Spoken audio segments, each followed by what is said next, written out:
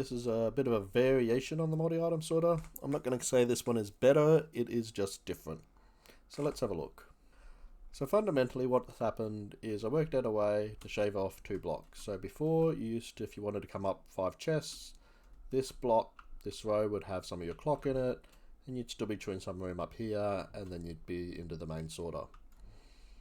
The difference with this version is obviously you've not only can come up to this height, but none of these are redstone blocks. They are supporting some redstone up here, but it's not until you get to this level here that you're really into the redstone.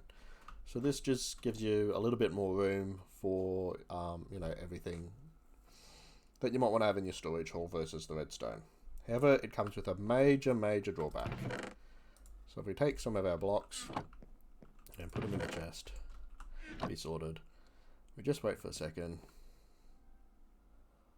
give it a moment, and there it is. This is a much noisier build. And using the front chests, it gets even noisier again. So there are ways to get around that noise, but basically it boils down to installing vanilla tweaks.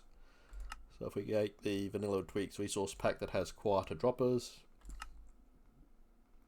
and we load that, and we'll take those items again.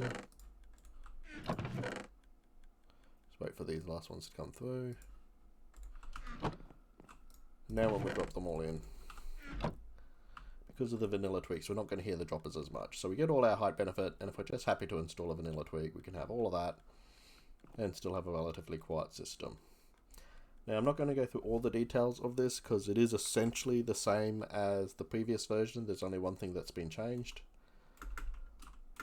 So in the previous version, every dropper line that went up had one of these clocks attached, so that comparator sees if there's items in there, releases that note block there.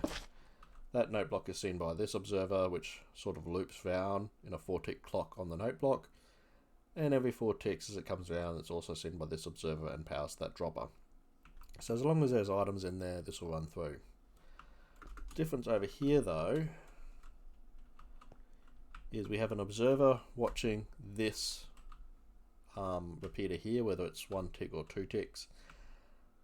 And then we have an observer that watches here and over there, and then that powers into the line. So this takes away 2 whole blocks from underneath the design. It means that you're using 3 observers instead of, what was it over there? 5 observers. So you're saving yourself 2 observers, a note block, a torch, a comparator, and a jack-o'-lantern. So basically it's much smaller, however much noisier.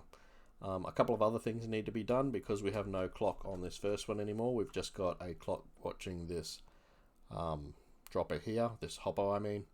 So this is just a 2 ticks on, 2 ticks off clock, which is enough to achieve the same sort of thing for this observer to power that. So every 4 ticks, because of that 2 ticks on, 2 ticks off, that dropper there gets powered. It comes up here. The item is in here for 2 ticks, which powers this line around here, which depowers that for 2 ticks, which is seen here, and then that powers that dropper over there, and that dropper get powered just as the item would move from here to there. So when it's noisy, that's because items are basically getting sorted, because this fires whether an item hits that dropper or not, and that's why it's so noisy. We're just predicting that there might be an item there. But yeah, that's basically the whole change. It's basically this design here without these 1, 2, 3, 4, 5, 6, 7, 8, 9, 10 blocks of clock, and instead we use 3 observers instead. I have pulled it up together as a light Matica. So if we come over here, there's 3 parts of the Lighmatica. I haven't got the full rendering on at the moment, but you have the entire design as one schema, and in there's some sub-schemas. There's a schema for the first section, a middle section, and an end section. This is just to help you build it as big as you want. So you'd load up the first section one, build that, then you put however many of these middle sections as you need, and then you put an end section. I also have a sub-schema for the shulker box unloader over here. So this is what the 3 sections look like built. So this is the starter section. The only difference you'll see is this is a shulker box when you load it up. feel free to replace it with a barrel. The only reason it's a shulker box is if you're using this as a shulker box detector system to send items the other way. So if we come over here, we see it in the full setup. If it is a shulker box, it's gonna not get into that shulker. It's gonna drop here and head to our shulker unloader. Otherwise, it's gonna go in. Basically repurposing the pulse we get from the elevator, so I don't have to have a second clock over here to, you know, sort the shulker boxes. Yeah, and that's about it. Last thing is it comes back all the way through to this slice again. We move the items down into Samus the Sage's reserved slot, sort of at the bottom. So everything below this line here, well, below that line here in the slices at any rate, isn't my design, it's Samus the Sage's, but it works very well when you've got, you know, encoded sorters going across. It just helps to have an overflow also run horizontally rather than vertically. And if you're going to run your overflow horizontally rather than vertically, you might as well have a little bit of, you know, extra reserved slot sorting as well. So I think that's about it.